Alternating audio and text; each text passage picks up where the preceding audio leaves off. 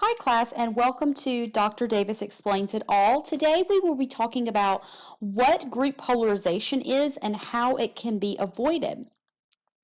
So according to your textbook, group polarization is the group tendency to make a decision after discussion that has been more extreme in the group, either riskier or on the more cautious side than people probably initially had in their belief system. So generally, groups tend to polarize decision making if there is a clear majority of the group leaning one way or another towards a more riskier decision or a more cautious decision. So your textbook discusses a really great example of this, of group polarization. In this example, 60 participants of a study were assembled into 10 different groups. Each of the groups consisted of about 5 to 7 members. Now, of these 10 groups, half of the groups were from liberal Boulder, Colorado, and the other half were from generally known conservative Colorado Springs. So all groups out of these 10 were instructed to deliberate on three controversial issues, and these were affirmative action, civil unions for gays, and global warming. So groups that initially tended towards more liberal positions on these issues took a more extreme liberal position after they discussed with the group. Conservative group members became more conservative in their viewpoints after they discussed with the group. So it's a tendency, group polarization is the tendency to maybe start out with a more riskier or more cautious viewpoint, and after discussing with people that are like-minded like you, tend to really pull to the extreme. So if you were risky in your viewpoint to begin with, or more liberal or whatever, then you have a tendency to be extremely liberal after the group discussion. So if you are more conservative, such as in this research study, you, after discussing with a group, you have the tendency to be extremely conservative after the group has discussed. So this group polarization effect has been shown in numerous research studies across different cultures. And that's why I like to talk about group polarization, because it's all around us in our everyday lives. So if most members of a group lean slightly towards that risk-taking in their initial viewpoints, the group will become more prone to taking even greater risks than they might have initially wanted to do. And if most of the members tend to lean slightly on the safe side or on the cautious side, the group will likely become even more cautious than they were in the beginning stages. It's unlikely that a group will polarize when group members are about an even split in the either being risk takers or playing it safe.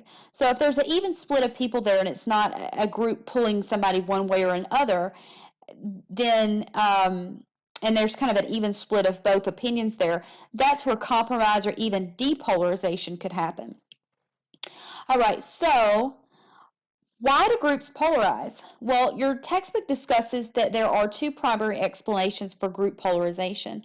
The first is social comparison. So the assumption here is that an individual uses the group norm or compares themselves socially on their beliefs and values to either risk taking or being more cautious. So whatever the group tends to be more, if they tend to be more risk takers, then they usually do a social comparison with themselves and say, you know what, I think I'm more of a risk taker too. If they tend to be more cautious, then they do a social comparison. They say, I tend to be more cautious too.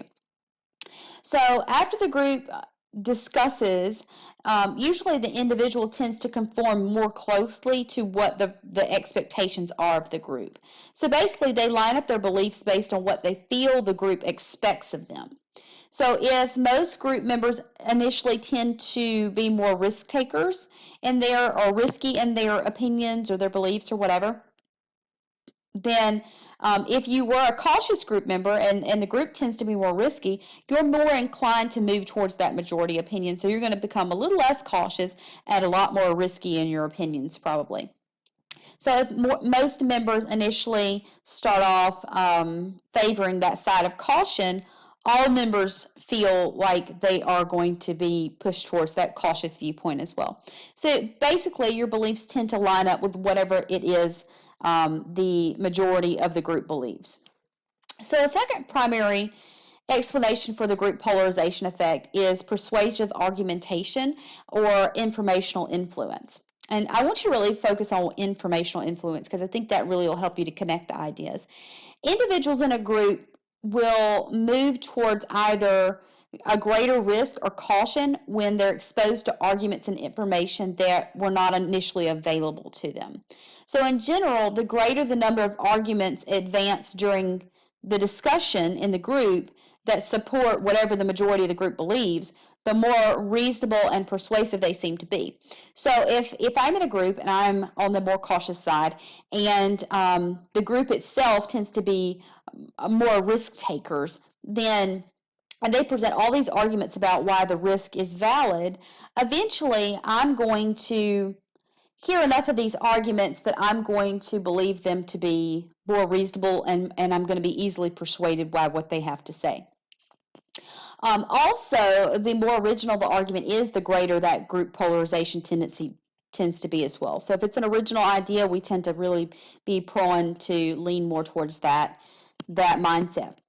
So as these arguments get repeated during the discussions in the group, they validate the risk taker or the cautious person's beliefs in that group. So the more we keep hearing the arguments on one side and the majority seems to be agreeing, even if we're on the opposite spectrum of things, we tend to start lining up with what that group believes because of all the arguments that are presented and the fact that the majority of the group believes this, so they must be in the right. So in addition to social comparison and persuasive arguments, research also reveals several lesser conditions which can influence that risk-taking or that tendency to be cautious.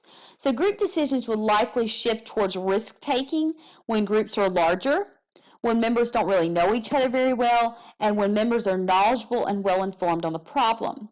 Groups will likely shift towards a more cautious decision when the decision is based with a lot of feelings of uncertainty, when the results could be really severe for the group, or when the probability of successful risk-taking is questionable. So if we're just not sure that that risk is going to work out, then we tend to lean more towards the cautious side of things as a group as a whole. So the direction of group polarization also appears strongly influenced by the preference of the group's informal leader. So a leader really has a good influence, or not necessarily a good influence, has a strong influence on group polarization. Another thing is culture, and culture plays a large role in group polarization as well. For instance, our United States culture is more likely to be polarized in the direction of a risk, whereas a Chinese culture, who is more of a collectivist culture, remember that, we're an individualist culture, and a lot of Asian cultures are, in fact, collectivist. So U.S. cultures tend to polarize more towards risk, whereas because we're in it for the eye, and Chinese cultures tend to polarize more in the direction of caution because they're that collective culture. So risk could produce disharmony, especially if it turns out bad. So how do we combat group polarization? Excuse me. I think this is a good question. There are a number of steps that can be taken to address the problem of group polarization. First, you want to encourage a wide range of views on an issue that's going to be discussed in the group.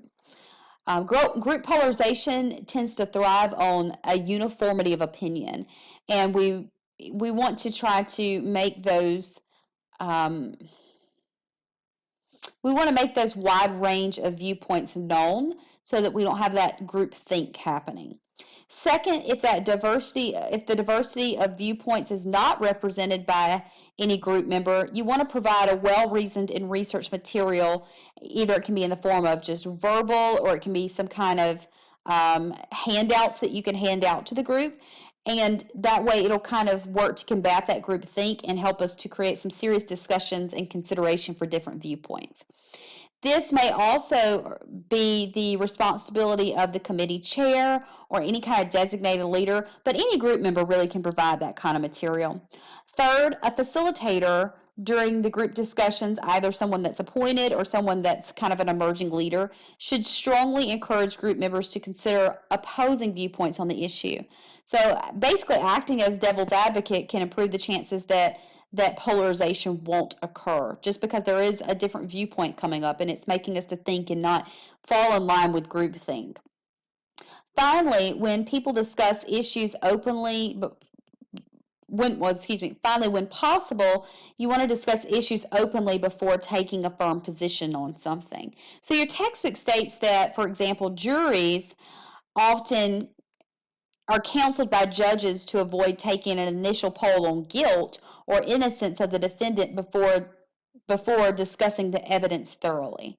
So once a position is publicly declared, it's difficult to back away from it. So when a strong majority expresses a clear point of view initially, polarization can occur. So we want to try to avoid that. So with that being said, and in your opinion, what negative consequences to group decision making emerge from group polarization? Now that you know everything we just talked about in this short Dr. Davis Explains It All lecture. Also, I want you to think about, what do you feel produces group polarization, and have you ever personally experienced group polarization?